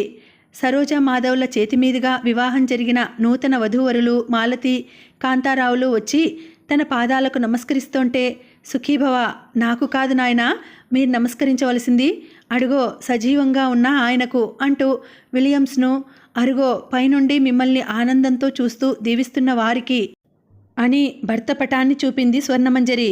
ఆ పైన నా కనులు తెరిపించిన దేవత మన ఇంటి లక్ష్మి, అదిగో ఆ సరోజకు నమస్కరించండి అన్నది కోడల్ని చూపుతూ. భర్తతో కలిసి తనకు నమస్కరిస్తున్న ఆడబిడ్డ మాలతిని లేవనెత్తుతూ చుబకం పట్టి హాస్యంగా అడిగింది సరోజ. ఒట్టి దన్నాలు లాభం లేదమ్మోయ్, త్వరలో నాకు కోడల్నివ్వాలి అంది సరోజ. ఇంతకాలానికి ఆ ఇంట నవ్వులు సంతోషాలు కోటి ప్రబల తేజంతో వెల్లివిరిశాయి. ఇదండి బదనిక నవల. ఆరికపూడి కోడూరి కౌసల్యాదేవి గారు రాసినది. ఇక్కడికి అయిపోయింది. ఇదంతా విన్న తర్వాత మీకు అనుమానం రావచ్చు, బదనిక అంటే ఏమిటి అని. చాలామందికి బదనిక అంటే ఏమిటో కూడా తెలిసి ఉండకపోవచ్చు. బదనిక అంటే ఒక చెట్టుపై మొలిచే మరొక మొక్క, అంటే రావి చెట్టు మీద కానీ మర్రి చెట్టు మీద కానీ సడన్గా ఇంకొక మొక్క వచ్చేస్తుంది, వేరే మొక్క, దాన్నే బదనిక అంటారు. వేప చెట్టు మీద ఇంకొక మొక్క రావడాన్ని వేప బదనిక అంటారు. రావి చెట్టు మీద ఇంకొక మొక్క రావడాన్ని రావి బదనిక అంటారు. అలా ఆ చెట్టు మీద అలా బదనిక వచ్చి ఆ చెట్టు సారాన్నంతా ఈ మరొక మొక్క మొత్తం తీసేసుకుంటుంది. కాబట్టి ఈ బదనిక వస్తే చాలామంది ఆ చెట్లని కొట్టేస్తూ ఉంటారు. ఆ ఇంకొక మొక్కనే బదనిక అంటారు. మీకు ఇంకా అర్థం కాకపోతే, ఇంకా వివరాలు తెలియాలంటే మీరు గూగుల్లో సెర్చ్ చేయండి, అందులో వివరంగా తెలుసుకోవచ్చు. ఇదండి, మళ్ళీ వచ్చే వీడియోలో మరొక మంచి నవలతో కలుసుకుంటాను. అంతవరకు సెలవు. నమస్తే. Thank you for watching. Bye.